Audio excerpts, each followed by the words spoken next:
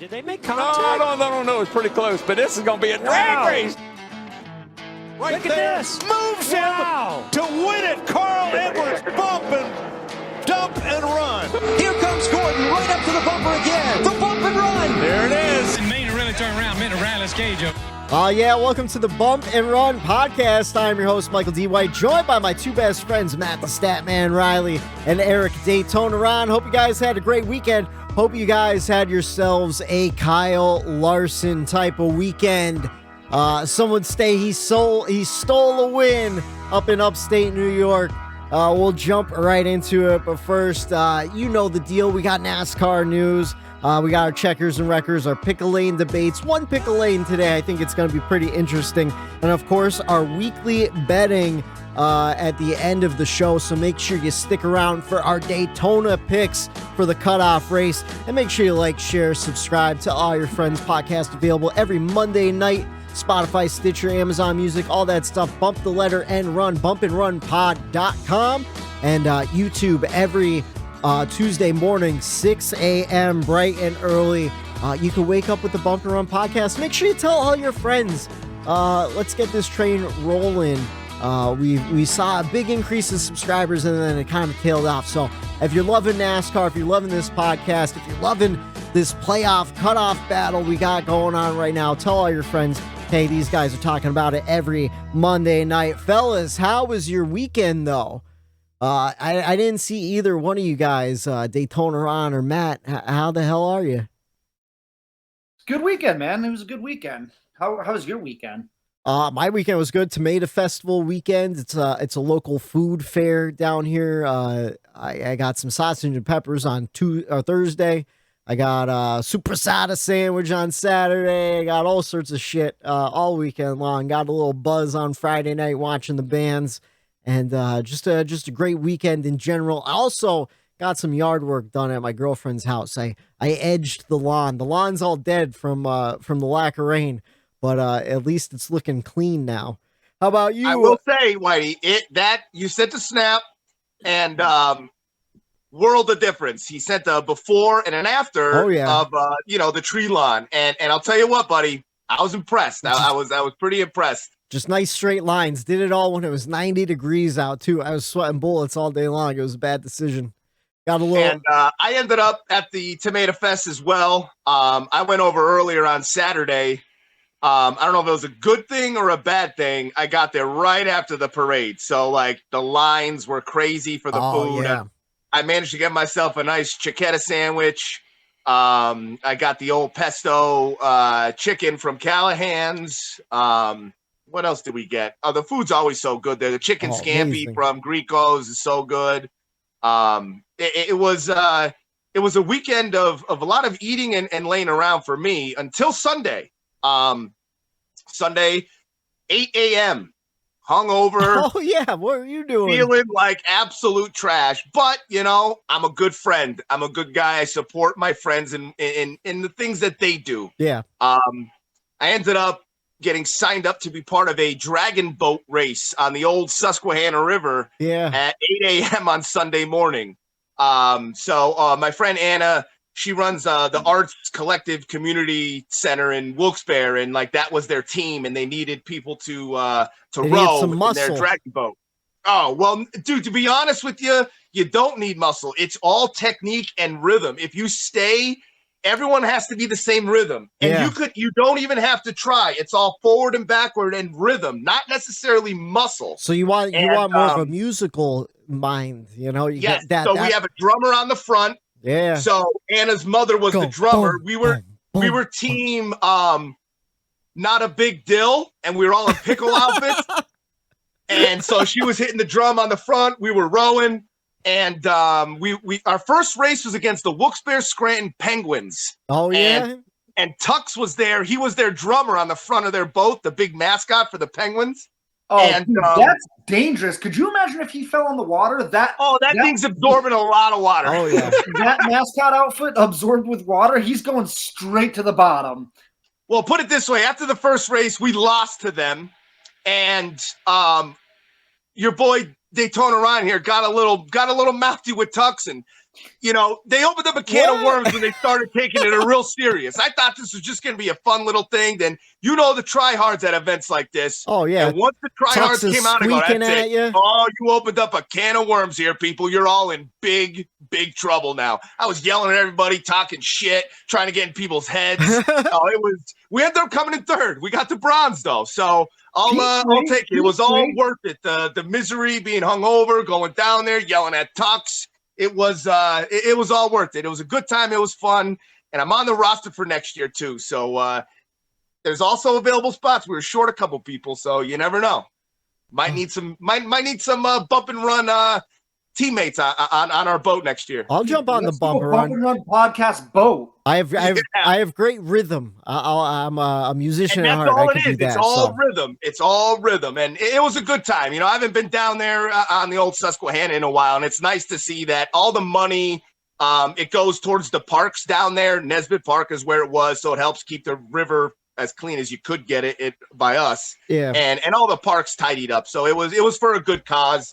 So that was my Sunday before the race. So my adrenaline was going. I couldn't wait to get home and turn the TV on and finally see my favorite road course in action, Watkins Glen at 3:00. So as long as I was home for that, I threatened to jump out of the boat a couple times if I wasn't home. I'm like, the river's low. I'll walk to shore. I'm out of here. So I was home in time to watch the race, and boy, was it a good one. Well, thankfully the river's low, but the rain was pouring in New York, giving you a little extra time to get home. I ran into our buddy Joe Vav at the Tomato Festival on Sunday, it was probably right around 2:45 or so. He goes, "Why do you got to hurry up and get home?" And I did. I hurried up, and sure enough, it was raining. So I got some extra time there. But it was a great race. You want to jump right into it with some NASCAR news first? Let's hear it. All right, I got a couple things. One big piece of news, Ryan Blaney signed a new long-term deal with Penske. The thing that bothers me, though, with these long-term deals, they never tell you how long the term is. Like, is it a 2-year deal? Is it a 3-year deal? I'd say between 2 and 3 is a long in NASCAR, I would say. That makes sense. I'm waiting for someone to say, like, nah, I got a decade-long deal. I'm signed up for the next 10 years. I'm not going anywhere. But that probably... even Eric Jones, it just said long-term, and I'm like, wait a minute. Like, what does that mean here? It's like 2 years with a 1-year extension possibility, right. You know. But exciting news for Ryan Blaney nonetheless. He hasn't won a race yet, but at least, you know, that's off the table. It probably eases his mind a little bit there. Let's see. We saw the Project 91 car in action with Kimi Räikkönen over the weekend, and I think I finally said his name right. I heard it about 1 million times on the broadcast yesterday. And Justin Marks says that Project 91 car will return next year, and he's hoping to run 6 to 8 races, which I assume is all the road courses, if not more. What do you guys think about that? What do you guys think about Kimi and the Project 91 car in general, and some of the hype around it this weekend? It was cool to see such an established driver come over to NASCAR and give it a shot. You know, I think I saw a lot of people on Twitter maybe giving him some unrealistic expectations, and I think he finished about where Whitey, I know I saw you commenting on a few people. Yeah, he finished right about where we thought he would. You know, it's just super, super tough getting in these stock cars when you have no experience. But yeah, and people like the Cup regulars will just use you up too. Like, they don't care who you are. They're gonna step all over you if they can. But I was guessing he'd finish 27th. He ended up finishing 37th. But he was caught up in a wreck too, so you can't really fault him for that. Yeah, I think the big story there was just getting the new eyeballs, all of his F1 fans maybe tuning into NASCAR for the first time and seeing a hell of a race. You know, they couldn't have caught a better race. So at least we as a NASCAR community had that going for us. I'll tell you what, I ate my words because we were texting and talking about it, and we were all like, oh, where's he going to finish? How's he going to do? Because, like, Jacques Villeneuve or whatever at Daytona, these guys that fill in, and they never really do well when they just have those one-off rides. They take, like, a ringer, so-called, in for these races. They don't ever do that well, and I said the same thing as you guys. Like, probably, stage one, he'll wreck out. It'll be the first one, and that'll be it. Yeah. But I'll tell you what, if he doesn't get caught up in that Chastain, incident through the bus stop there and running into that 27 car, he had nowhere to go. It wasn't his fault. Dude, I think he comes away with a top 15 finish, man. He was battling with Chase Elliott. Like, he was there. He wasn't there. Like, I feel like, and this is why I have a little bit more respect for Kimi now, because most of those drivers, I think they do shitty because they don't want to ruin the race for the Cup regulars, and they don't want to be a nuisance. But in a way, you're not going 100% then. And in a way, you're being more of a danger in my eyes. By Kimi running that race hard like everybody else around him, guess what? He was actually having a decent race and racing hard around people. And that just showed me that, like, he cares about being there in a way, if that makes sense, by running hard and running hard against the Cup regulars like Chase Elliott. He was battling up through the bus stop. He actually threw a block on him, and Chase had to, chalk up a little bit and go in, and then he let him go. He let Chase around him, but, like, he was battling hard. And you could say that that's being way aggressive for a guy who's first start and going into it. But to me, that shows that he's serious about it, not just, oh, here's an opportunity to get in a car and say I did this. So I respect him. And I think if he doesn't get in that, he might get a 15 top 20 finish out of that, because he was just getting pace. And that's what he said in his interview afterward. And, to touch on what Matt said as well with the F1 viewers, I was following on Twitter, and Marcus Ericsson is tweeting every 10 minutes about it. Oh, look at this. And Kimi, oh, yeah, oh, this race is awesome, blah, blah. And then next thing you know, he's tweeting at Project 91 saying, hey, if you need a driver in the ride, like, I'm willing to step in. So, there's other big name drivers like Marcus that maybe are interested in this Project 91 car. So hats off to Trackhouse and Justin Marks and this idea to do this, because I think this is a really, really good way to merge the two fan bases and merge the two sports together under one banner called motorsports. And I think everybody could find a little something they could appreciate out of each one of those series. And it's just exciting to see it kind of working out and the excitement still around it. So I think Kimi did a great job for Project 91 and to keep it going in the future. Yeah, he definitely put his full effort in. He did a lot of practice beforehand and stuff. And you know what? I was pretty impressed too by Joey Hand. Like, he finished 31st, but for a while he was running up front, battling with those guys and everything. And Joey Hand's been coming to, I think 6 or 7 different road courses in the past 2 years for Rick Ware, and usually finishes around 30th or whatever. But, like, dude, you can tell he had an average running position of 15th.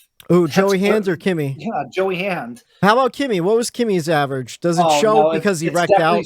It's definitely wrecked out too early. Yeah, it's definitely skewed. His average running position was 28th. Yeah, so that's going to be skewed because of the wreck and everything. Yeah. But yeah, I was really surprised to see Joey Hand running really well. Qualified really well this race, and I think at Indy he qualified pretty well too.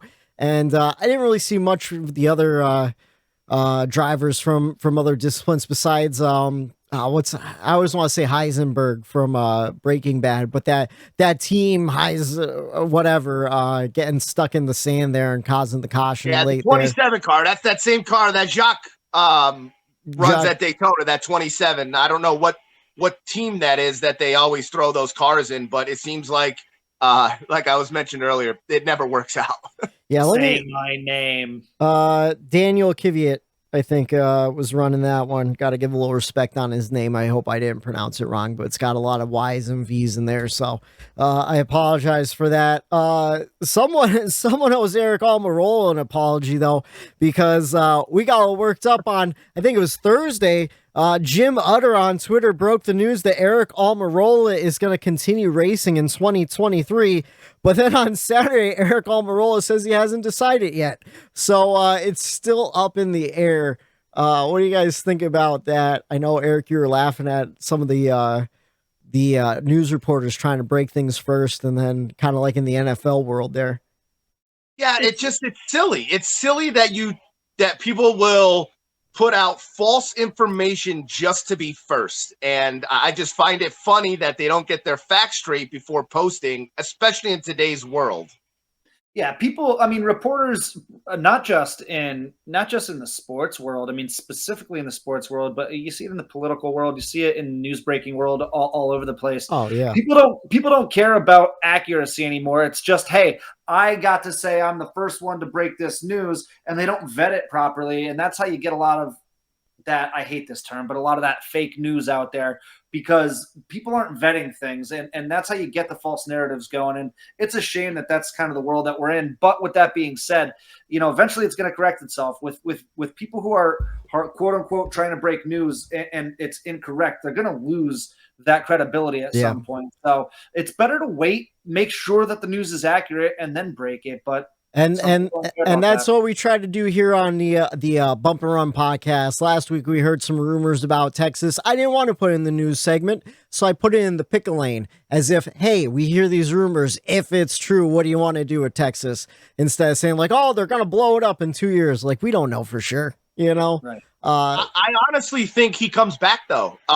If that's the question arised here, well, like what do you guys think? I think he does decide to come back. I think he likes this new car, and I think it maybe gave him a little bit of a maybe like I have been as talented as some of these guys, but now like this car fits me and it's more even, and maybe I will give this car a second year. And I think with a lot of these guys that are on that brink of retirement or thinking about it, I think they all want to go through this year and do one more with the next gen to really feel it out. And I think AA comes back.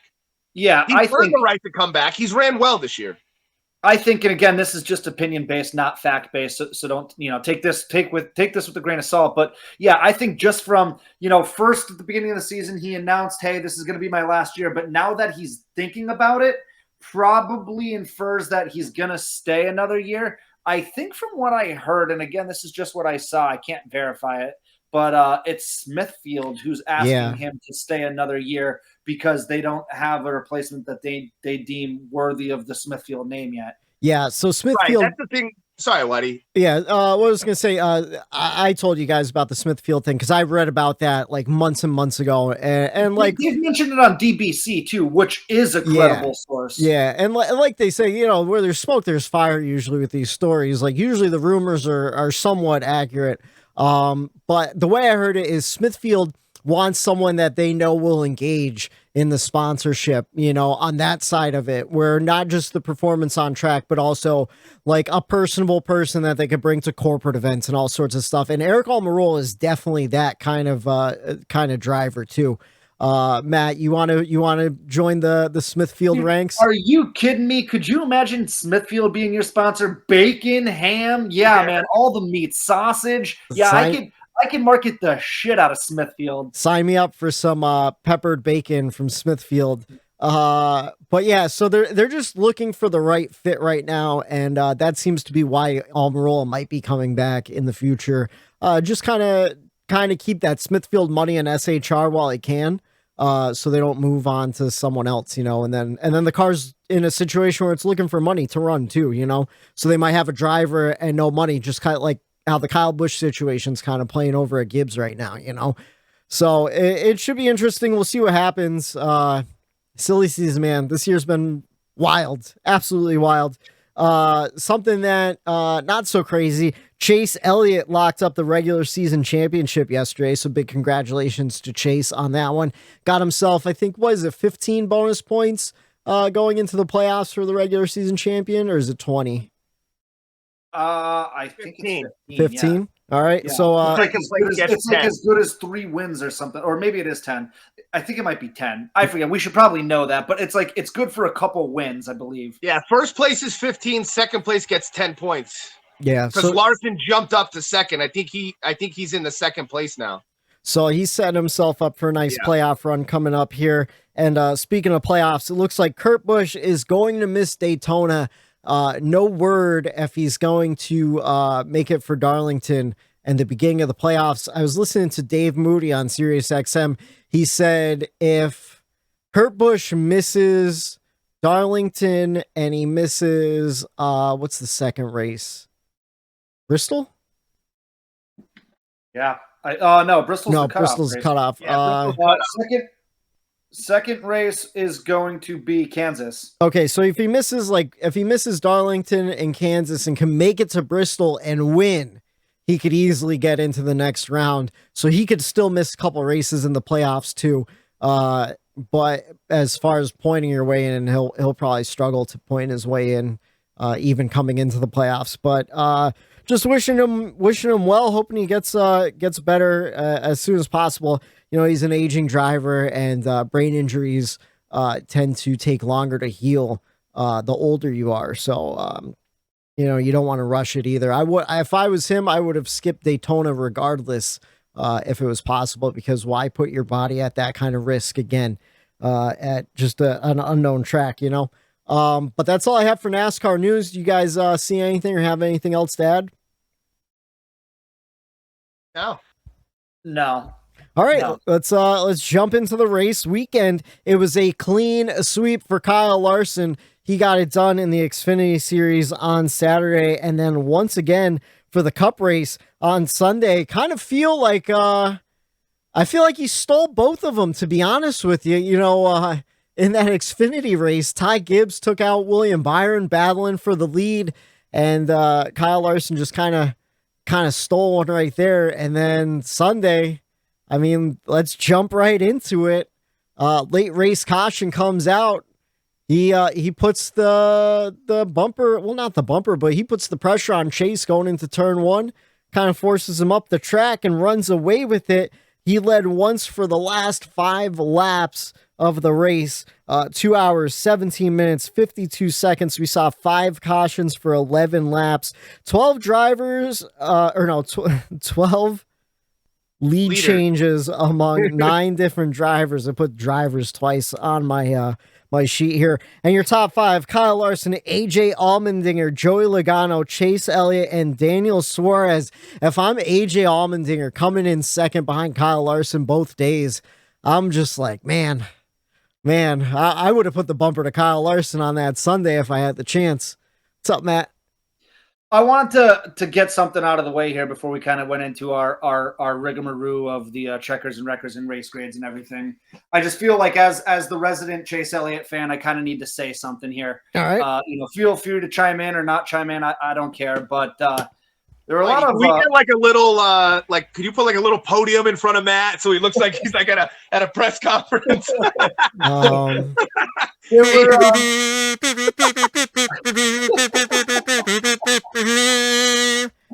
ye, hear ye! The Statman Matt has a statement to give as the resident Chase Elliott fan in the group. God damn it, it's gonna be hard to do this with a straight face now. I just wanted to say, you know, for the small audience that we might have or whoever this might get out to, I don't care. But like, as a Chase Elliott fan, like, I'm pretty goddamn embarrassed after what I saw over the last 24 hours after that race. From other Chase Elliott fans? From Chase Elliott fans. So I'll just say, as a Chase Elliott fan, I was pissed off after the race just as much as everyone else was, but I was not pissed off at Kyle Larson. Yeah. I was pissed off at Chase Elliott. Yeah. Because he picked the outside lane. It worked. I don't know. I think you were pissed off at me and Eric for a while there. I was pissed off at everyone, but I was just left the chat, just left it. That was it. Like, I'll talk to you boys tomorrow. See you later. Yeah, I did drop that line. But I get it. I get it. I get it. In the heat of the moment. I wasn't pissed off at Kyle Larson. I was pissed off at the fact that, like, Chase Elliott has given up so many races in his career because of something that he's done wrong. Like, in my mind, he was in the wrong. You know, going into turn one, that hard right turn, if you're on the outside, you're going to get leaned on when the race is on the line. Kyle Larson didn't do anything wrong. Are they teammates? Sure. Should he have given him a little bit more room? Maybe, but like you're going for the win. Like what goes around comes around. Like Chase is going to do that to somebody down the road. Yeah. He got it done to him. He's going to do it to someone. It's part of racing. Does it suck in the moment? Yeah. But then you go on like the Twitter and you go on, you listen to the morons calling into Sirius XM saying that Kyle Larson needs to get fired and saying that there should have been a fight after the race and saying all that garbage. It's just like this is why people don't like Chase Elliott, because the stupid fan base. And it's just, I don't know. I was just embarrassed. Like if you're a Chase Elliott fan and you're listening to this race, like just look at it for what it was. Chase was the one who picked the outside lane. He put himself in that position to get run over, and that's what happened. So stop blaming it on all the outside stuff. Look at what happened for what it was, and stop giving the fan base a really, really bad name. That's all I wanted to say. I'll get out from behind my podium now and get back to our regularly scheduled program. Well, heading into the pick lanes in a little bit, I want to get into this a little bit more because I listened to an interview with Tyler Reddick today. He's on every Monday on Sirius XM with Larry Mack and Danielle Trotta, and he brought up something about these restarts on road courses and some of the aggressive moves we've been seeing this year that I want to talk about and dive deep into it, but I don't want to get into it until the pick lanes. But I was also one of those guys that said like, oh, I want to see Chase punch Kyle, not because of the move, but because of Kyle's post-race interview where he basically said like, yeah, I don't know what Chase was thinking there. It was a pretty dumb move taking the outside, like what else would I supposed to do? Wrong. No, right, he was honest. Wrong. That's what I loved about it. He didn't try to like do a Joey Logano. Well, it's racing and I won. Tough shit. He was honest about what he did. And that's why I think it will smooth over maybe a little bit easier because, hey, like Matt, like you said, there's going to be a time when you get used up and there's going to be a time when someone uses you up. And like, it just, to me, like, I love the honesty and I love how Chase handled himself and took the high road and said, you know what? Congratulations. It's the 5 team. This is that. That's 2 professionals right there dealing with something as teammates and not airing it out and giving the media a bullshit headline to run with. And I respect that out of those 2 for the way they handled it. It was both honest and fair. And like, I applaud Chase for the restraint because you could tell how shook he was in the moment, and he still did his typical Chase Elliott interview, which that is really hard to do. And I think that is why a lot of people are Chase Elliott fans, is because the way he carries himself in situations that he was in. And that's why I respect him because of the way he handles himself in those situations. And he's literally a full-grown 50-year-old adult man in a 20-year-old kid's. Like he handles himself like a seasoned vet, and like he shouldn't be that mature. He's way mature beyond his years, and it shows in situations like that. So I kind of respect both drivers in the way they handled it, and there was no bullshit to try to get out of a headline, and there was no Chase Elliott feeding into the headline. They handled it the best way I think they possibly could have. He's sure got the hair of a 55-year-old man too. Oh yeah! Oh my god! No, but the one other thing I wanted to say about that too was with people say like, and I even said it to you guys last night. Well, he started on the outside row for that first restart, the second to last restart, and it worked out. I'm glad you're bringing this up. I thought about it, and this is actually why I have no problem with what Larson did, is because on that on that second to last restart, Larson let him go and said, you know what? I'm not going to run over you. Let's race this out like men. He gave him the opportunity to do that. Now the caution comes out and they have to redo it again. Okay, I gave you your one shot. Now it's no holds barred. And that's the way I chose to look at it. Listen, it's the last lap. That didn't happen on lap 5 of the race. That happened on what 2 or 3 to go of the race, on the final restart. I'm fine with it. It's fair game at that point. It's just, Chase is probably going to get an opportunity to do that again in the future. I don't want to hear shit when he does it, Yeah, I'm glad he didn't get wrecked. Right. No. That's the other thing. So, like, I think that is a scenario that I looked into as well, just like you, Matt.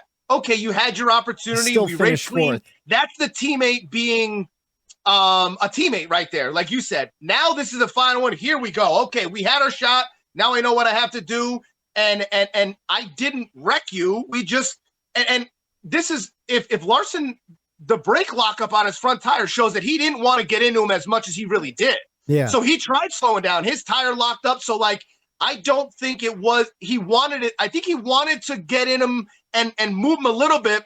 But once those tires locked up, it was what it was at that point, and then he just had to mash back into it and then say it is what it is. So, it's not like he put him right to the grass or into a tire, wall of tires or anything, and Chase finished, 34th or something. Right. He came away in fourth. It was to me that's hard racing, and I chalked it up as that's just an unfortunate restart and last lap. And I think Steve Letarte kind of said that, like, man, this is just the most unfortunate lap for Chase. And he was getting swallowed up even by Reddick, by McDowell. Like once you lose that, it's just like it was just very unfortunate. Yeah, all momentum was gone. But yeah, I wanted to get that out of the way. We can get back to the rest of the race. But I mean, it was crazy. I loved yesterday. Yeah, I'm glad you brought up the two different restarts too, because like the first caution came out with like 15 to go. So you're going to have a little bit of a cleaner restart than with 5 to go. It's all about the situation.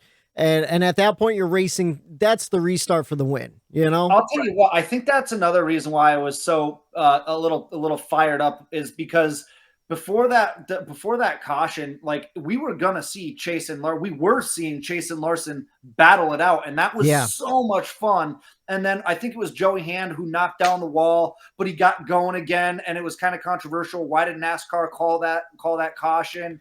No, it wasn't Austin Dillon. It was. I guess the wall was destroyed or something, so they had to. Okay. Was it Joey Hand? I think it was Joey Hand. Yeah. Yeah. Who knocked the wall down, and we even said like, oh, he got like they called it too fast, the caution, because he got going again. But I don't know. I really wanted to see those two, Larson and Elliott, like on the track, like legit race it out. We didn't get to see that full effect. I'm just glad we got to see a great road course race, though. Let's jump into the race grades. I'm gonna go first today because I never go first. I want to give my A for Watkins, Glen. I thought it was absolutely fantastic.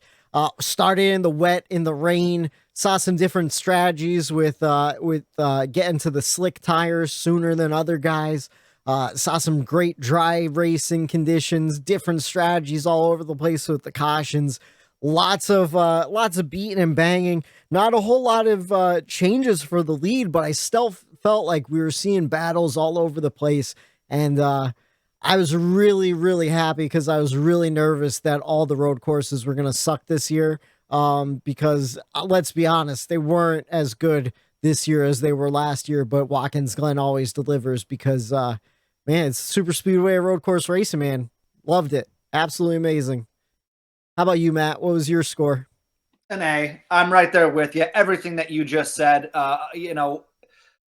Watkins Glen, we were all three of us last week to give you guys a peek behind the curtains. All three of us last week were really kind of on a low because Richmond was just awful. At least we thought so. I know that's a controversial take, but still blows my mind. What's up? It still blows my mind that many people liked Richmond. I know. But we were we are all very vocal about Watkins Glen and how much we love that track. So I was like nervous going into the weekend because I didn't want my heart broken because I love Watkins Glen so much. I look forward to that race every year because it delivers every year. And man, oh man, did it deliver the way I thought it would. Thank God too, because we saw everything. We saw a wet, rainy race. We saw a dry race. We saw great battles for the lead. We saw controversy. We saw everything. So one of the things that I wanted to say too that added to it, I think, is and I know, Eric, I know you have something for NBC as well, but I just wanted to say the camera angles that they had, those overhead views of the cars coming up through the S's as that drone or whatever it was following them up. And then in the camera angle in the bus stop where the camera would literally go with the action, just added to it. It felt like you were almost there in a way. And it was packed. It was a packed house like it always is up there. And it was just a fantastic race, all building up to Daytona next week.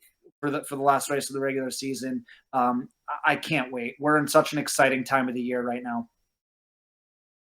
So I don't know, an A. I don't know if I gave it, but my grade is an A there. Yeah, I agree. Just man, amazing day all around. How about you, Eric? What'd you think about it? I loved it. I absolutely loved it. I actually gave it an A+.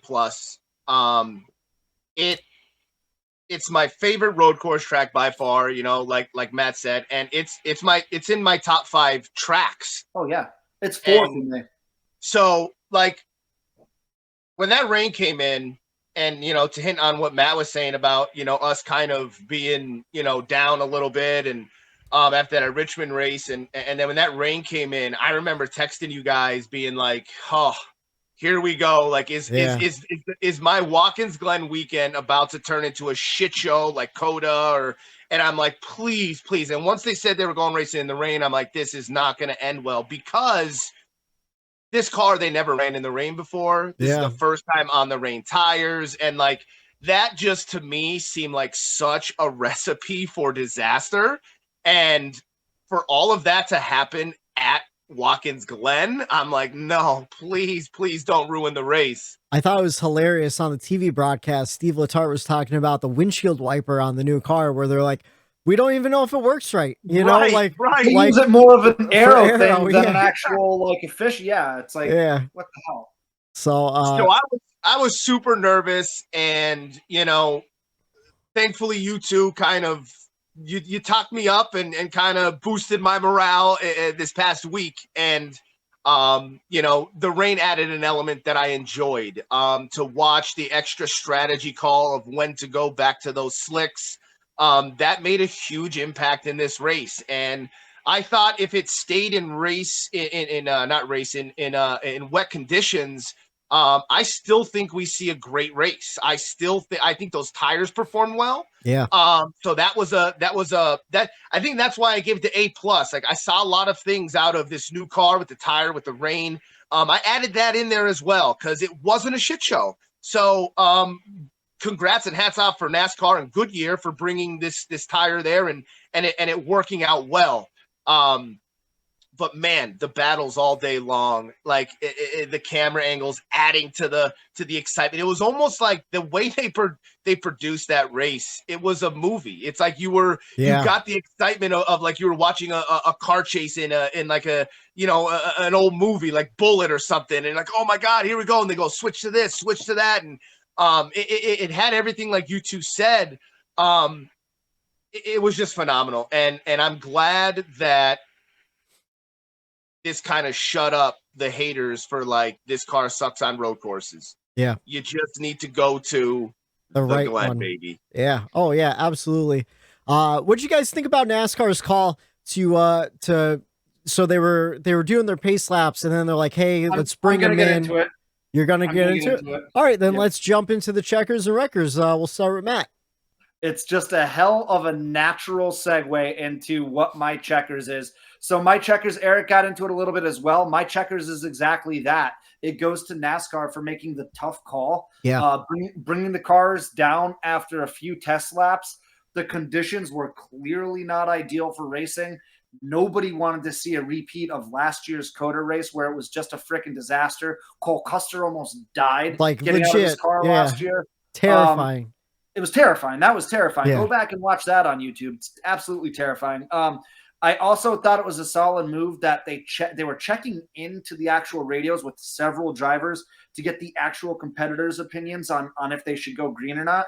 And it was just a smart move overall, because we still got the entire race in. Yeah. We still got to – it was a win-win-win all over, because we got the full race in. We got to see what these cars looked like and the tires looked like on the wet without any type of serious issues. And we got a dry race as well. And we still got a really competitive, solid race with no controversies as far as like the weather goes. So it was like NASCAR handled that for once. NASCAR handled that perfectly. So that they get my checkers for that. Yeah, I think they handled it really well. And I feel like they went out on track at the perfect time too, where they're like, all right, let's get this show on the road. And like that first lap or two was a little dicey in the back. You saw that mist coming off the cars and like causing visibility problems. And then by like 3 laps in, like everyone was kind of spread apart a little bit where there was no issue. I'm like, man, now this is really exciting. Then you start to watch like the little lines of the track where it's like, oh, this line's drying up, but then this line's still wet. Oh man, was it fucking cool. How about your records? What's your records for the weekend? My records has to go to the 19 team. What was that? That was awful. That was like, it's like before the race started, they got together and they said, guys, you know what we don't want to do? We Win. definitely don't want to make the playoffs. Yeah. We've made it so many years in a row. We're good this year. There's too much commitment to it, too many media things that we have to do. I think Bass Pro Shop's sick of being in the playoffs and having their name out good there. On making the playoffs. I'm pretty sure they had that meeting before the race. They had to have. So there, Martin Truex, just to get into the stats. Give us the numbers. Just to get into the stats. So going into this race, the last 3 races at the Glen, now I know the whole different car situation. I get it. But the last 3 races at the Glen, Martin Truex Jr.'s average finish was a 9.3. He had 2 top 10s out of those 3. He had, let me see here. He led 35 laps. He came in second to 1 race. He had a driver rating of 105.3. Yesterday, his average running position was 21st. Let that sink in. He never got higher than P14 in the race. That's the highest he got was P14. And that's during like green flag pit stops and stuff. Right.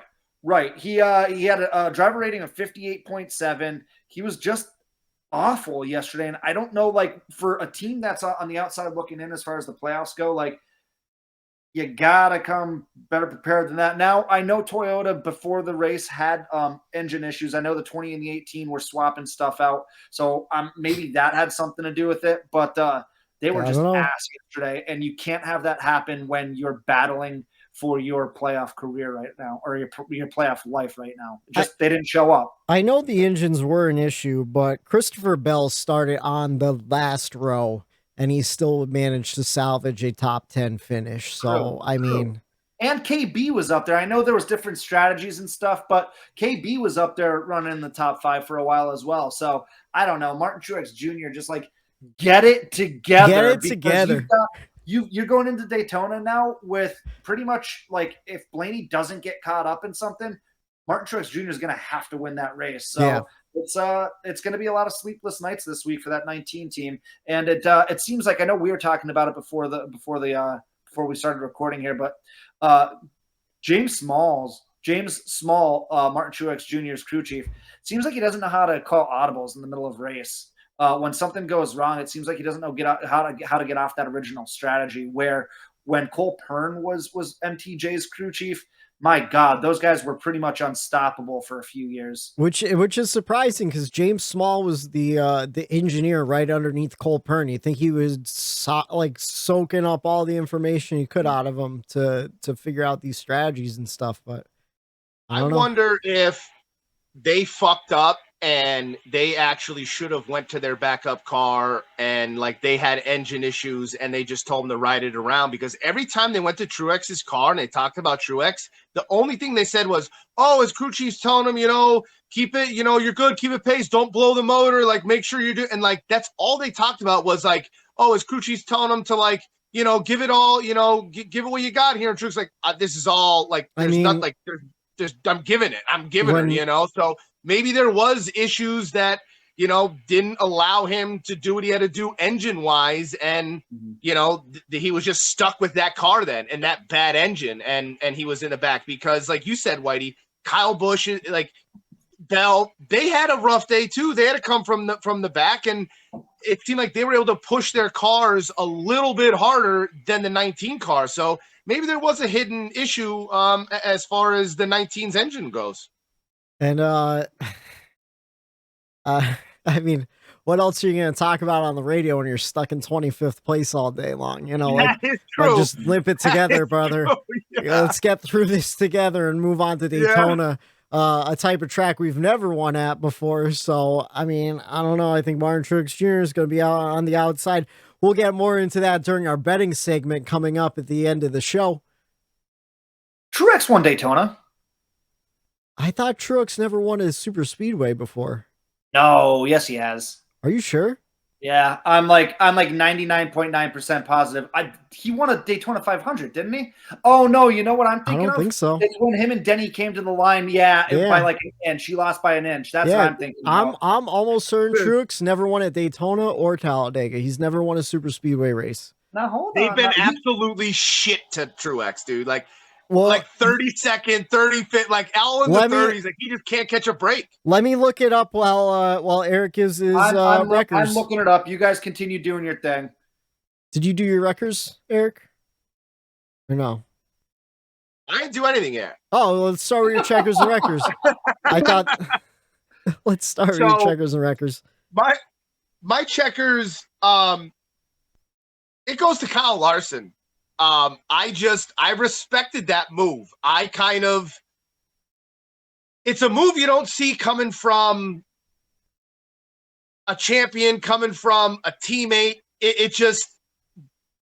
But I don't think, just like Ross Chastain, I don't think Kyle Larson could help the fact of him racing hard and going for the win and being right there in that position, and changing who he is behind the wheel in that moment. There's no changing that.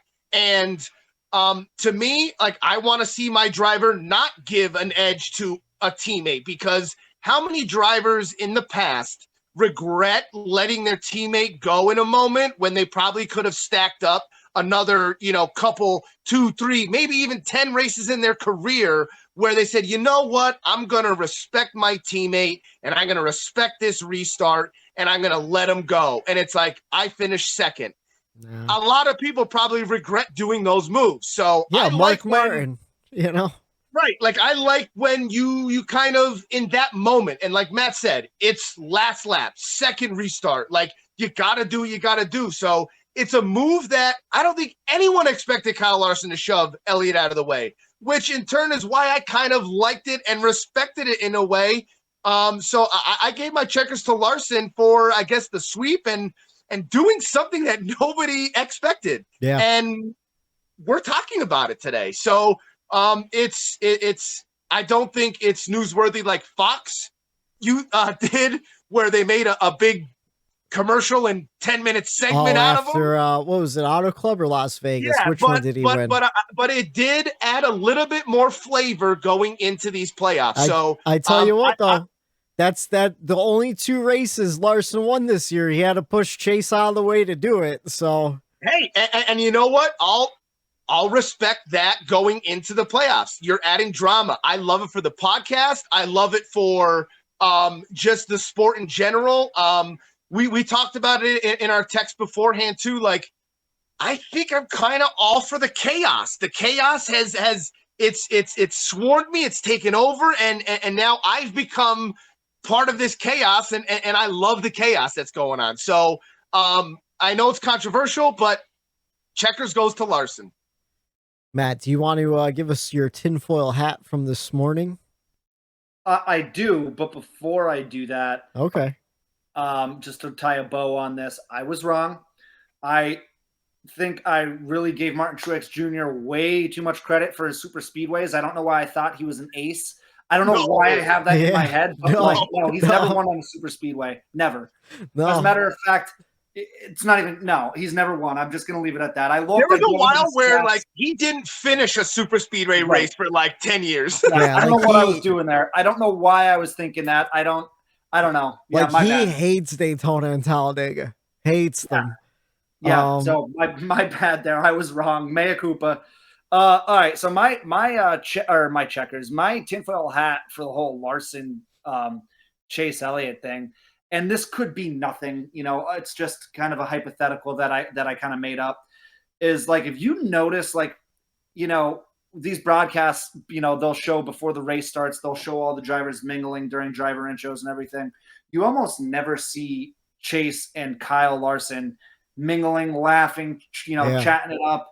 You don't really ever see them talking about things. A lot of drivers hang out of away from the track. Yeah, you'll see him breaking down the car and stuff on pit road. You never see him talking and making hand signals. You never see him doing that. So he's not playing golf with Denny and Kyle, you know. Right. Again, I don't know this to be true. I'm not their friends. I don't know either of those guys. Just speculating. Me being reckless is pretty much what it is. Yeah. But I don't think those guys like each other at all. I've kind of picked up on it, and it's just me kind of reading the room. I don't think they like each other. So Matt, and Whitey, you were there as well. Yeah. I think this has to do with, and I wonder how many other drivers in that Cup garage feel the same way as we're speculating Chase maybe feels about Larson, because go back to when we went to Bloomsburg Fairgrounds to watch that 410 sprint car race and how snobby and snooty those dirt race fans were towards us NASCAR fans. They were shit-talking NASCAR and talking behind us, oh, look at these guys standing up for a restart. That's what NASCAR guys do. So that dirt fan base and the NASCAR base hate each other for some weird reason. There's a very pretentious fan base over at the dirt track. So, I think maybe Larson kind of is maybe the Cup garage feels like Larson has never been a pavement NASCAR guy, and they all see him as this dirt guy that's coming into my Cup garage and winning and dominating, got a championship, and now Chase on the same team, who is the number one, driver in the sport as far as fans go, and now you have that versus the dirt world. I think maybe that's where it might come into play too, because you have Kyle Larson, who used to be on Chip Ganassi Racing. You're the top dog at Hendrick. You just won a championship. Now the brand new toy comes into the 5 car, wins himself a championship, gets all this giant fan base out of nowhere. I swear I knew 2 Kyle Larson fans before he came back. And now I know at least a dozen, So now you're fighting for top dog at Hendrick. You're fighting for top dog in the sport. And it's with a guy who used to be your competitor, and he's coming from a different discipline as you and bringing that whole vibe. And he's going out and still winning, dirt track races all across the country. I could see it absolutely being a dividing deal. And maybe Fox was right with that little video package and that dumb skit they did early on.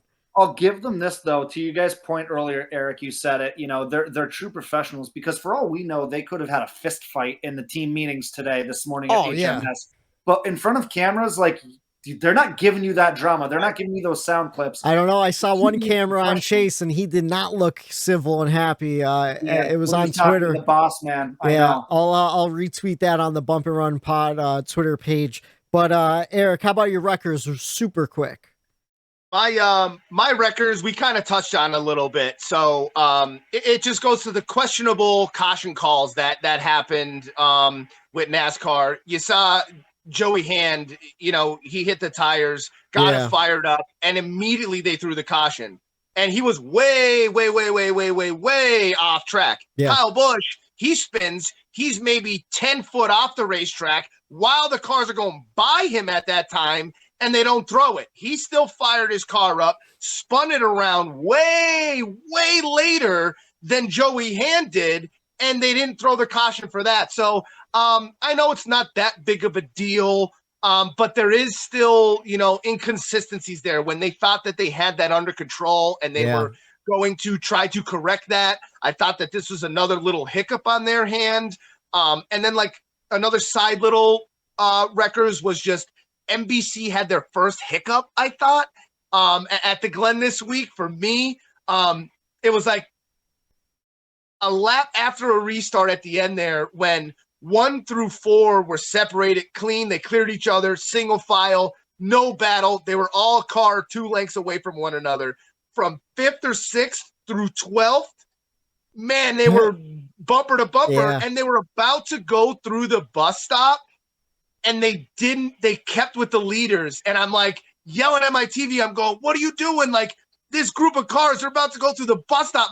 Get pan to those guys. Yeah. This is sorted out already. This is not sorted out. And lo and behold, the 3 goes around through the grass, and, Kimmy in the Project 91 car, he's into the tires. And I'm see, I told you, I knew something was going to happen in that pack of cars. So little Ross hiccup. Chastain happened in that pack of cars. Well, right.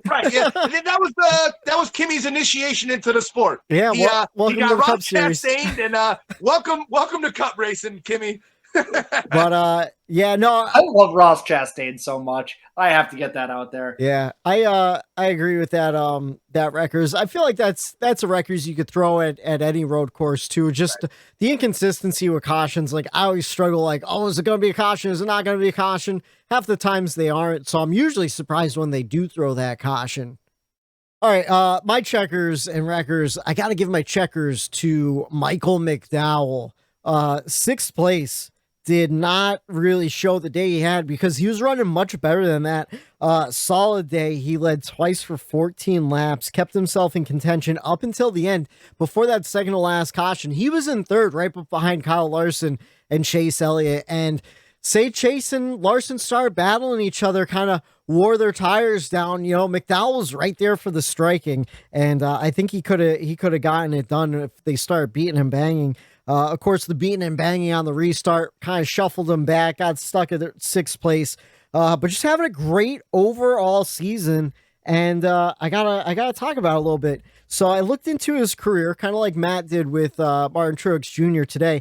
He has 27 career top 10s in the last 15 years, 10 of which happened this season. So more than a third of his top 10s are happening in this next gen car. And he had a lot of top 10s last year too, after winning that Daytona 500. Last year, not going to lie, I was super disappointed when he won the Daytona 500. I go, man, Michael McDowell, he's a waste of a playoff space, doesn't deserve to be there, all that stuff. And then he kind of proved me wrong last year, like running better in the equipment they were in. Of course, Daytona 500 money, it's gonna be pouring in, especially with the Loves. Now you can say like, hey, we need more money, make this car run better so you could get in victory lane again. And then he had a pretty decent showing in the playoffs this year. I thought if he could pull off a win, if he could win Daytona this week, if he could have won Watkins Glen, I know he's sitting in 23rd in the points right now, but to me, that would have been a deserving playoff win. Like he would have stole a win, but I feel like he's been building to it, if that makes sense. So just had to give my checkers to Michael McDowell, man. It's been really fun watching him this year and watching a lot of these guys that you wouldn't expect to run really well this year. I knew when he raced his way around Chase Elliott and made that pass that Michael McDowell was a threat for the day. Yeah. That right there, just like how Kimmy and Chase, that battle, he showed I'm not just here because I'm in a seat. I'm going to race. I'm in this car. I'm in it to win it. And there's a reason why I picked him last week to win the race because, I know how good he is on road courses. And, I just think, this is my opinion. I thought he was the best during wet conditions. I think if that race goes wet the entire time, I think Michael McDowell has a way better shot than he did even in the dry when it changed over to win that race if it stays wet. He was wheeling that car around him. He just looked so much more comfortable than anybody else wheeling that around. And another interesting thing that I noticed, and I didn't even think about this before, Michael McDowell, when he was in the lead and it was going into dry conditions and they were still on their rain tires, he was driving through the water on the straightaway to cool his tires down before he got back into the turn. And to me, I'm like, what is he doing? Why is he I thought he was being a dick and trying to spray Reddick in the back with trying to cause visual shit. And I'm like, okay, that's what went through my mind at first. He's spraying this guy like you're on the highway stuck behind a tractor trailer, And I'm like, wait a minute. And then I think Steve Letarte got talking about cooling the tires. And then I was watching every lap, wherever there was a little bit of a straightaway where he could get into the water and cool those tires down, he did. And that was a little interesting thing and a learning moment for me as well. So if you guys watching the race this week didn't hear it but saw them going in the water, I learned something new this week where they could cool those tires down to help have the grip when it's not full-blown wet racetrack. So that was cool to see. Yeah, that's what made that beginning so exciting too. And showed all those different strategies, who was going to go to slicks first, because he didn't want to be the first guy on slicks and then realize it's too slick out there and wish you stayed on the rain tires. Right. But those slicks give you an advantage once it starts getting dry. It's kind of like what we saw last year at the Roval. You remember we started the Roval in the wet a little bit, and Ty Dillon was just cutting through the field because he was doing the same thing. He was looking for those dry spots and those wet spots, going back and forth and everything. And something I didn't realize until I think it was Steve Letarte. Man, Steve Letarte's a wealth of knowledge on those broadcasts. I love him. I love that man so much. But he talked about Michael McDowell and his IMSA days. And McDowell has raced in Watkins Glen in the rain before. So like he's probably the only guy in the Cup field with experience of Watkins Glen in the wet. So he knew those different lines, and I'm sure he probably didn't remember from way back then, but I'm sure like as you're going, you're like, oh, I know the water kind of pulls up over on this corner, or pulls up over here, or like at least he's making those notes as he's going through, like, oh, turn 3, it's pulling up on the left, so make sure I run through there and kind of cut that turn a little bit short and stuff, you know?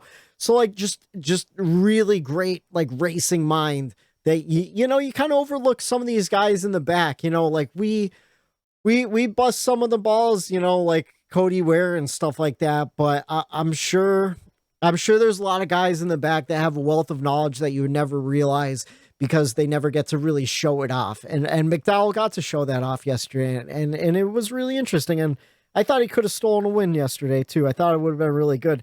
You know what? Take that back.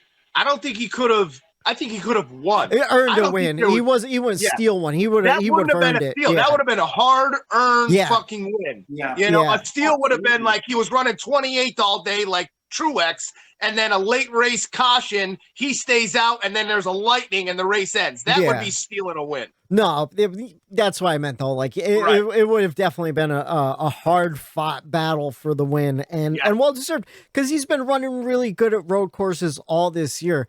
And it's one of those things too. I kicked myself in the foot. I didn't play him in fantasy because for years people would say like, oh, Michael McDowell, great road course racer. But he didn't have the finishes, you know, like he'd show flashes. And then this year he was running really well, and I still didn't trust him for some reason. And I kicked myself about it. That's on me though. He was in my original lineup too, and I kicked him out. I put AJ Allmendinger in there instead, which worked out too. He still finished third, but McDowell got me way more points. My wreckers, someone or a whole team I did not expect to win at all. Maybe Christopher Bell could have pulled it off. Maybe. Toyota, man, they were doing so well last month, and it seems they have just fallen right off a cliff the last couple weeks. But we talked about it last week. That just seems to be the story of this season too, where like Ford will be running really well for 2 weeks, Toyota will be running really well for 2 weeks, and then Chevy kind of fills it in here like everywhere else, you know? So I don't know, just big wreckers to Toyota as a whole, who I think I gave my checkers as a whole to like 3 weeks ago. So it's really just the ebbs and flow of the sport, man. It's up and down. It really is, and it's more exaggerated this year than ever, which I find really exciting. And also very nerve-wracking as we approach the playoffs, and you watch your guys struggle from week to week, and then have a great week, and then struggle, and then have a great week. Oh man, it's gonna be a rough playoffs, I think. But that's all I have for my checkers and wreckers. Some race notes. Got to give it up to Joey Logano. He finished third. He led once for 15 laps. Chase Elliott finished fourth. He had the dominant car all day long, though. He led 4 times for 29 laps. Michael McDowell just said it, 6th place. He led twice for 14 laps. Tyler Reddick in 7th. He only led once for 2 laps, but he was running pretty well until that spin, and he got stuck in the back for a while. Not sure exactly what that strategy was all about. Christopher Bell.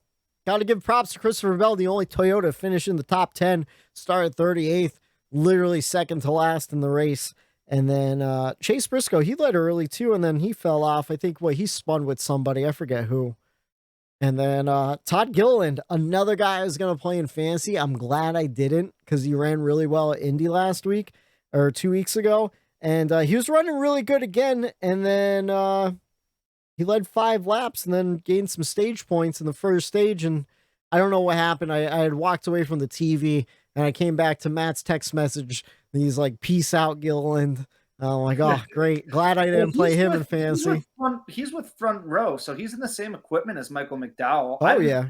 I swear to God, I'll be 100% honest with you. You know, I've watched every lap of this season. I had no idea that Todd Gilland and Michael McDowell were teammates. Well, yeah, I mean, I haven't paid. I mean, no offense to Todd Gilland, but No. I've paid no attention to him. He hasn't given me a reason to. And if you look at that car over the last couple years, like it's almost like a revolving door over there at the 38 car, because like it was Todd Gilland as a rookie this year. It was Anthony Alfredo as a rookie last year. Before that, it was John Hunter Nemechek as a rookie. So like they're just swapping rookies every year, it seems. I'm hoping Todd Gilland gets to stay in this ride though, because he has been showing little glimpses here and there. And you know, he ran well in the truck series and stuff too. He almost won a championship. So like, I don't know. I think he just needs time to develop. I think front row needs to stick with a driver in that second car, or get rid of it altogether, sell the charter and put all that money towards Michael McDowell and really try to maximize that program. But who knows? I don't know. It's crazy seeing the truck run so well and then the cup car not struggle, but just kind of not where you would think like a championship winning truck would be, you know? Bless you, Matt. If you're watching at home, you saw it. You didn't hear it though. He's a professional, big professional. Great move. I appreciate that one, man. But that's all I have for race notes. Is there anything else that you guys saw during the race that sparked your interest at all? I feel like we covered a lot, but maybe we missed something. I just have a homer. I gotta give a shout out to Eric Jones. Oh, top 10, another top 10. I try not to be a fan when doing this podcast and every week talk about my driver. But every once in a while, every couple weeks, he's not one of the most popular drivers out there and most talked about. But I will say that over these last couple weeks, and even just the season in general, I've heard the broadcast booth mention his name more than I ever did in the past. And I think they're starting to mention him more than when he was in the 20 car. Right. And I think they're finally realizing the talent that he has and the improvement, from last year to this year. And I think he's being recognized as a legitimate, contender in the Cup Series. And another 10th place, top 10 finish. And, that makes 9 for the year. He has an opportunity this year with, 11 races to go. Yeah.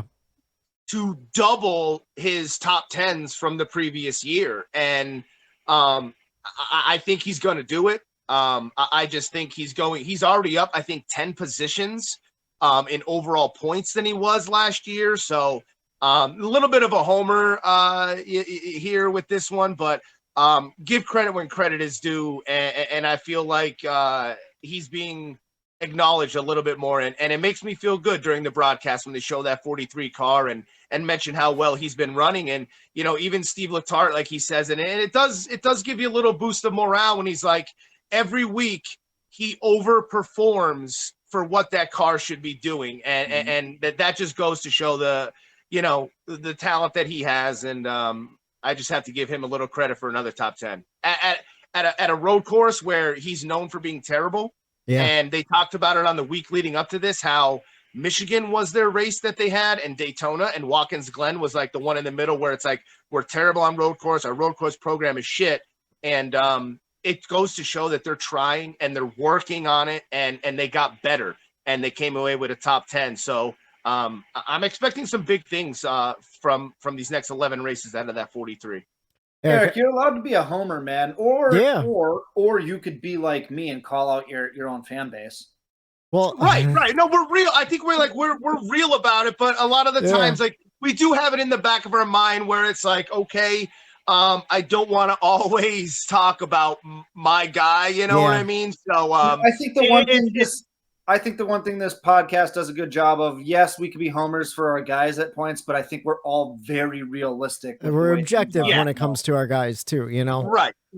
We know where their flaws are. We know where they could improve on, and we're not afraid to admit those either. I wrecked the 8 team last week, you know, and then I'll give them their dues when they get it too. But I'm holding a piece of paper, Eric, for a reason. Where is paper produced? Scranton. Well, if you watch The Office, yes. The building that paper is produced. It is a paper blank. Mill? A paper mill.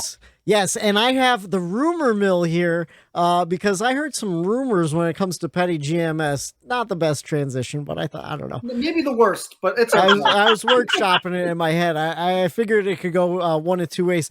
But did you hear the recent rumor mill? Did I share that with you with the petty GMS and possible developments for the future?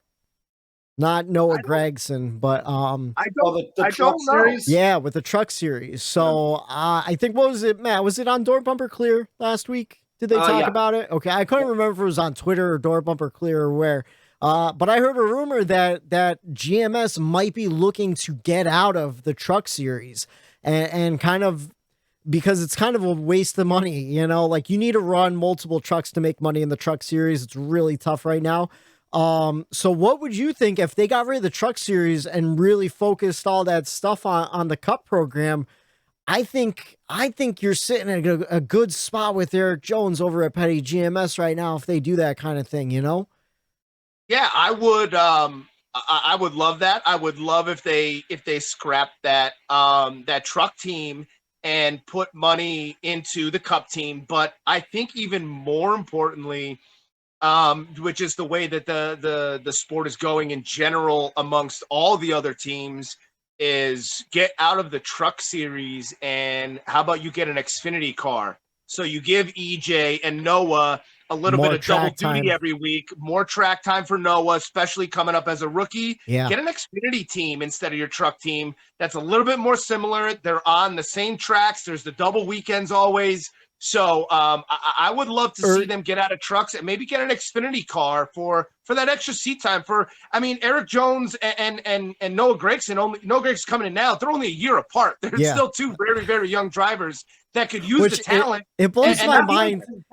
That's like a riddle. That's like a riddle that Noah Gragson and Eric Jones. How old is Eric Jones? Because like he's been doing it forever now, and he's still the youngest guy in the sport. Somehow it's like mind blowing. How is that possible? Like Christopher Bell is older than him, and Christopher Bell looks like he's 12. Yeah.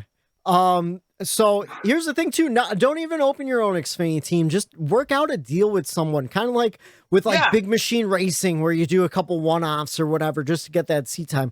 Like Jones used to run the Gibbs car in the Xfinity series all the time for playoff races to get experience at like Bristol or wherever. So I think that could really help. But I didn't realize 2 weeks ago when they made the Noah Gragson announcement, I was watching the press conference. I didn't realize how old Maury Gallagher is. He's like in his 70s. And I forget who his business partner is, but he's also like 75 or 71 or something.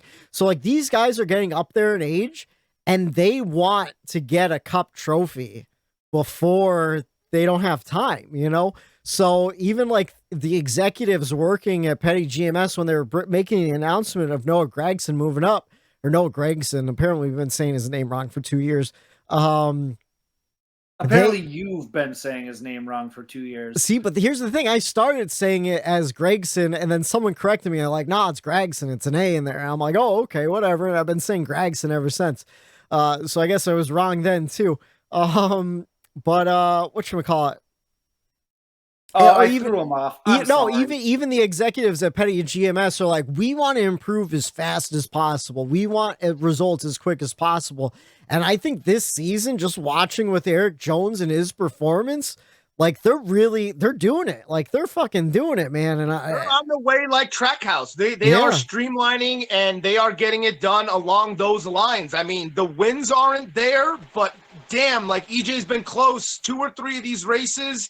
Up there leading, and if there was 1,000 feet and he got it, I don't want to say taken away, but he's in the lead. There's 1,000 feet to the finish line twice this year. Yeah. And, he didn't get it done. But all you need to do is get that close.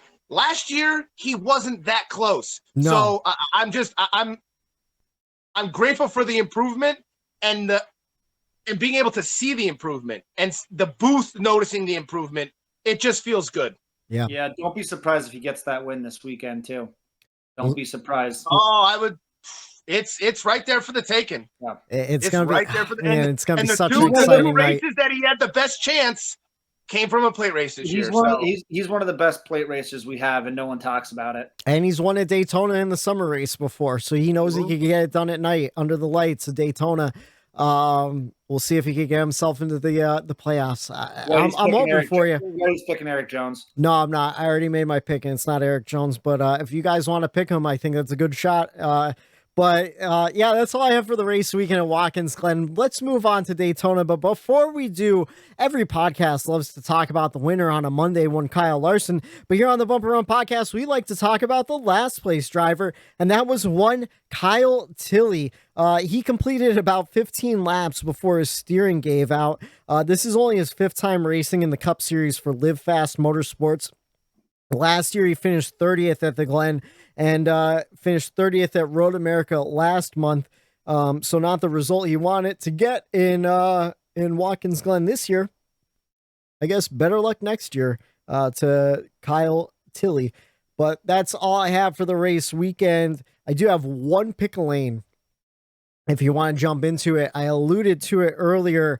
The choose cone is out. I give you a topic and we'll discuss a little bit. So today, Tyler Reddick was on Sirius XM on track talking to Larry Mack and Danielle Trotta, and he brought up late race. He brought up restarts at road courses, and he said what he was noticing was a lot of guys were kind of laying back on restarts to try to get a big run going into turn 1 and kind of dive bombing, getting that momentum and dive bombing. And he actually said, he goes, this probably isn't a conversation for radio. This is a conversation for NASCAR.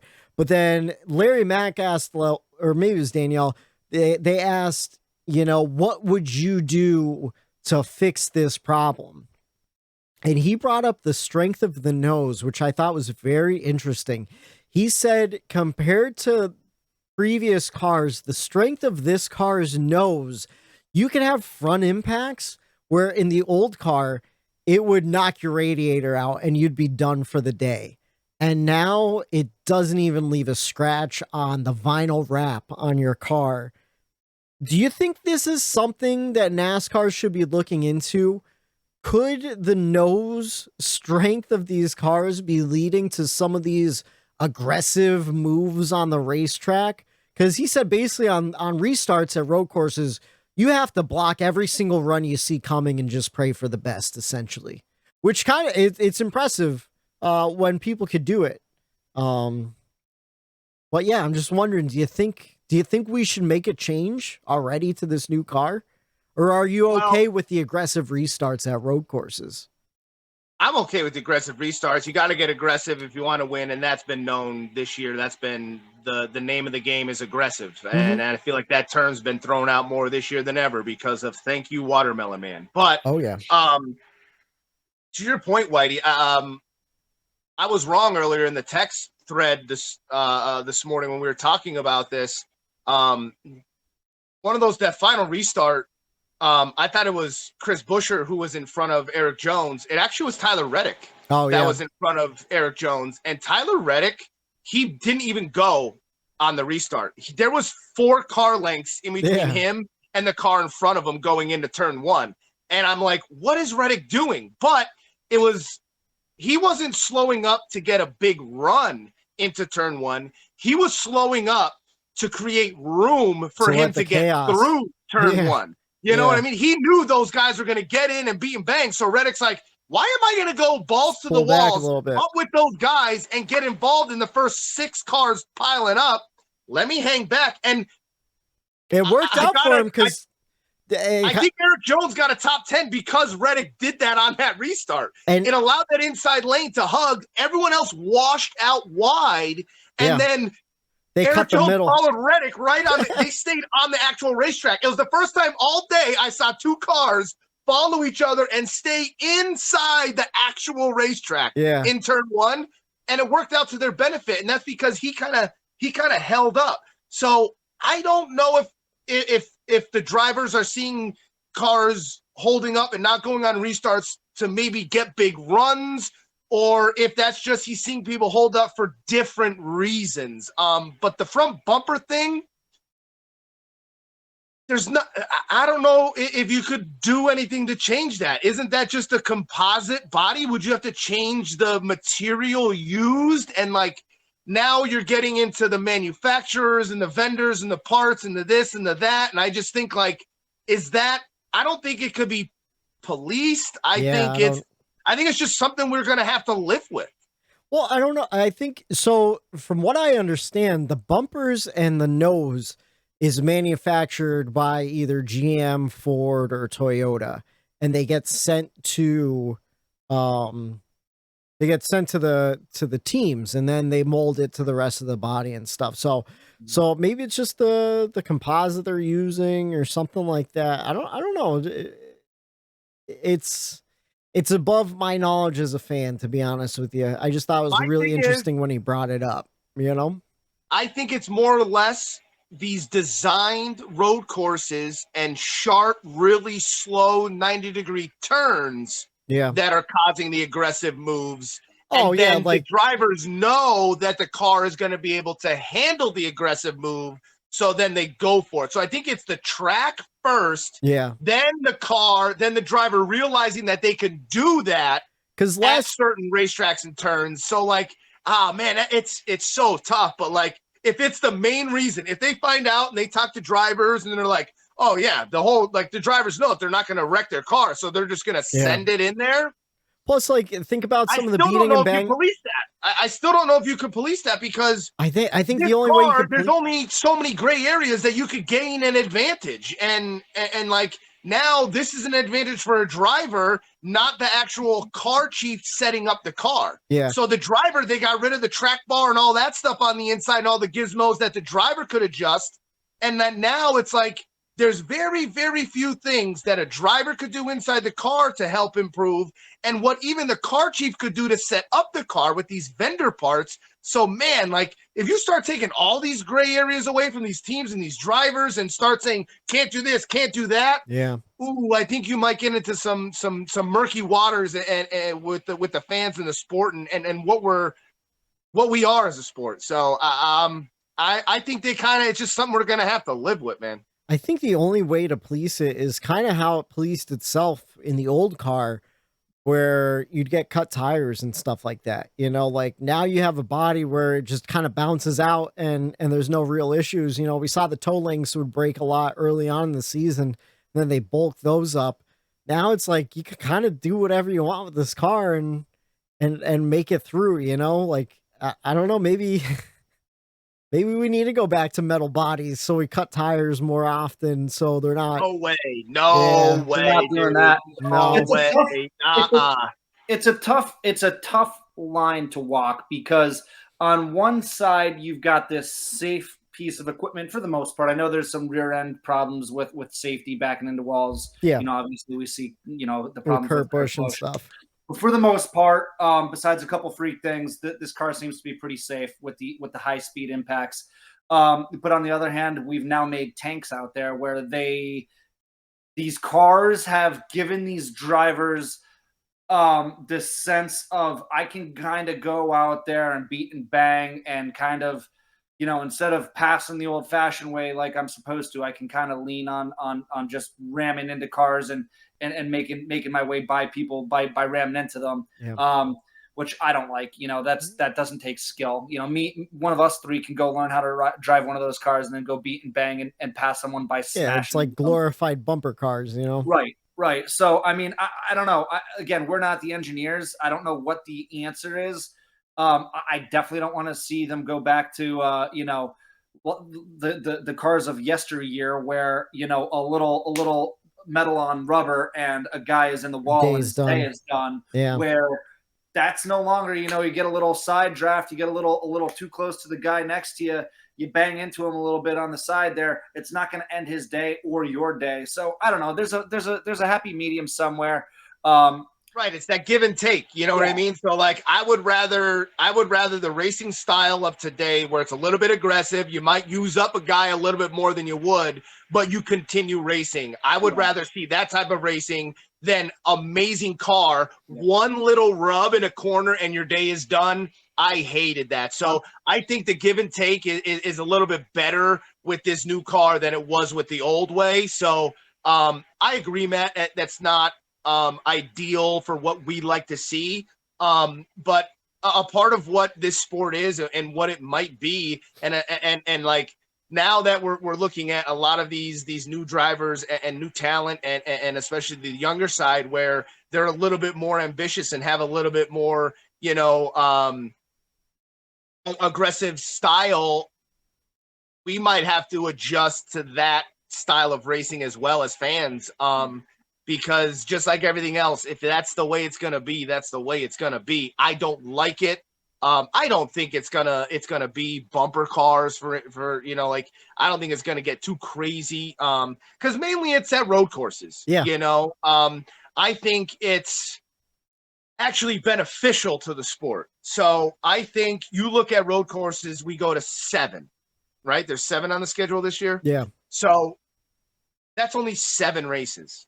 Yeah, besides road courses, it doesn't seem like it's much of an issue, It's beneficial outside of them, because think about how many restarts somebody misses a gear, spins a tire, and they get smashed into from behind, and that whole back end is fucked up. The whole front end of the car behind you is caved in, and you ruin a guy's day by just on a restart getting accordioned up. You're done.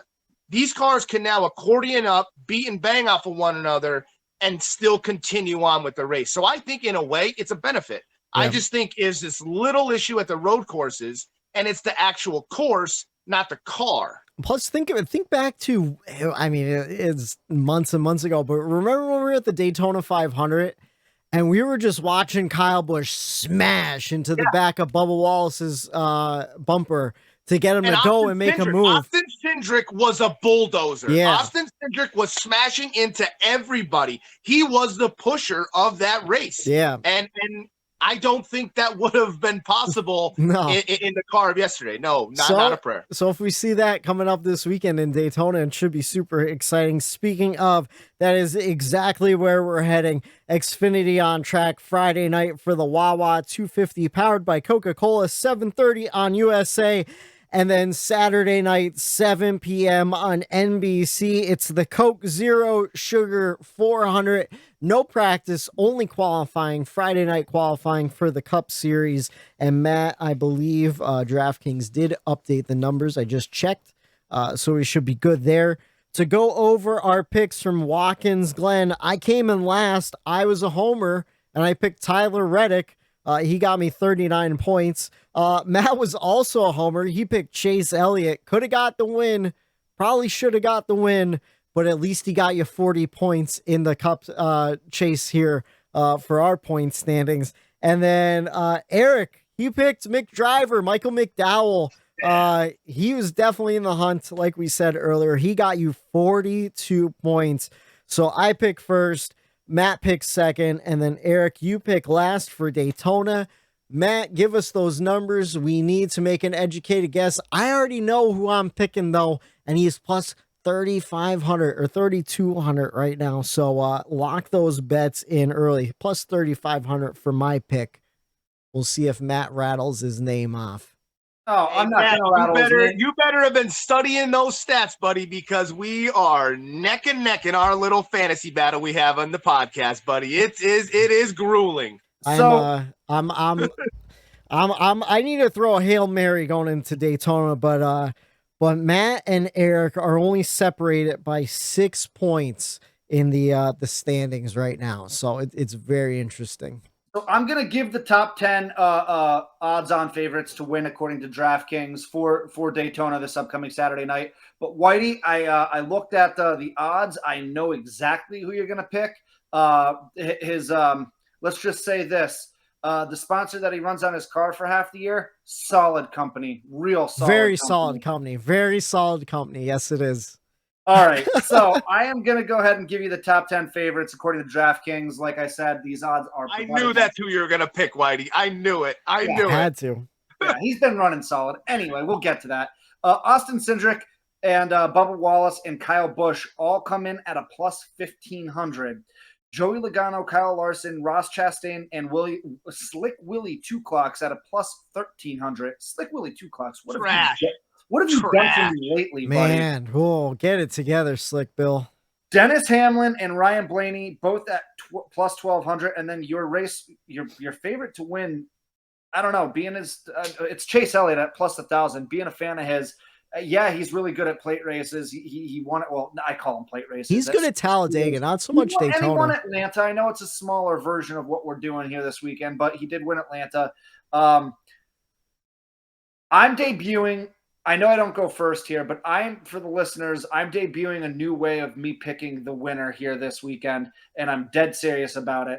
I am literally going to pull up the NASCAR app, and I'm going to go to the standings. And I'm going to scroll up and down a couple times without looking at my screen. Don't do it. Whoever I land on is who I'm picking. And the reason why I'm doing that is because I'm predicting that this race on Saturday night, stage 1, clean. Stage 2, going to start getting a little crazy. And stage 3, I hope you're in it for the long haul. It's going to go all night long because I think stage 3 is going to be wild. And I think anybody can win this race on Saturday night. Too many guys trying to get that last spot for the playoffs. All right. Well, I'm putting more thought into my pick than Matt is just randomly picking for Daytona, because a lot of people say that. A lot of people say, "Oh, Daytona's a crapshoot. Anyone could win," which is true. Anybody could technically win at Daytona. We saw Corey LaJoie come really close to Atlanta. Could he win at Daytona? Sure. Is he likely to win at Daytona? Absolutely not. But a guy who is likely to win at Daytona, he's been running very well at road courses, which you think like, oh, that really won't translate. But I'm talking about the amount of confidence going in. He finished in this race technically in 40th, but he crossed the finish line at this race last year in 2nd. And those Fords are always, always, always strong at super speedways. And that is why I am going with one Topher Buscher to get his win at Daytona and lock RFK into the playoffs. We partied with the RFK guys in Daytona, and I want to see those RFK guys partying in Daytona once again for the win. Topher Buscher is my pick. How about you, Matt? All right, here we go. I don't know where it's going to land here. Don't know where it's going to land. So here we go. Oh, I'll take it. Let's see He's the got phone. to lock himself in. He's got to have a good, clean race, and he's got to stay exactly where he's at. I actually don't know if this is a good pick because I feel like he's going to play it safe. I landed on the number 12 of Ryan Blaney. Wow. I don't know if I like that pick just because I think he's going to be safe. I mean, he won this race last year. I was just going to say, but he won the race last year. He's a really good plate racer or super speedway racer. So I guess I'm taking Ryan Blaney. I think it's a great pick. If I wasn't picking Chris Buescher, and if I didn't pick Ryan Blaney at Michigan and a bunch of other places, I would have picked Blaney for this one. Well, thank you. I appreciate you saying that I had a good pick there. Yeah. How about you, Eric? Well, you guys went Ford here, and if there's one thing that Ford needs to do, it's get more cars into the playoffs. And I think they're going to work well together. I think they are going to help each other. And Harvick and Logano locked in. So I think they help that 17 car. And I think they help that 12 car. But part of me believes that one of those guys is the biggest asshole to ever get in the car. And I think when it comes down to it, he's going to say, fuck team orders, fuck Ford. I'm going to go for the win, and I am going to go into these playoffs with a head of steam like Ford has in these last couple of weeks. And you know me. Yeah. I am not one to pick this driver, but he's a great super speedway racer. I think he's been slept on all year. Yeah. I think everyone's going to forget about him when he's up there, but he's going to be up there helping those other Fords. And I think he's going to be like, you thought I was going to help you go to a win? I'm winning this because I'm the man. I make my wife ask for directions at Daytona. My name is Joey Logano in the 22 car. I think that's a great pick. And if you didn't get that reference, last year on the podcast, we told a story when we were down in Daytona for the it was the 2020 Daytona 500. It was that rain delay on Monday. We were walking to the track, and Joey Logano rolls up in a very nice, probably a rented Cadillac or something like that. Maybe it was like a Ford Expedition or something. But he rolled down the passenger window and he made his wife ask what time the tunnel was opening for drivers, which we all we yelled at him. We heckled him. We were yelling at him. We said some shit. Let's leave it at that. I checked. There's no head-to-heads up yet, so we can't do a video on that.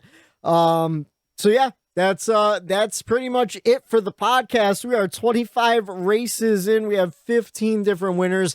There is one regular season race left. Can Topher Buscher get that win and lock himself into the playoffs? Can Ryan Blaney secure his second place spot and lock himself into the playoffs? Or will Joey Logano add to that playoff point kitty? You know he loves adding those playoff points and getting himself to the round of 4 with any way he can possible. We will find out, and I'm so excited. This Saturday, 7 p.m. on NBC for the Coke Zero Sugar 400, and we will break it all down for you right here Monday night on the Bump and Run podcast. For Matt the Statman Reilly, for Eric at Daytona Ron, I'm Michael D. White saying have a good night. The Bump and Run. There it is.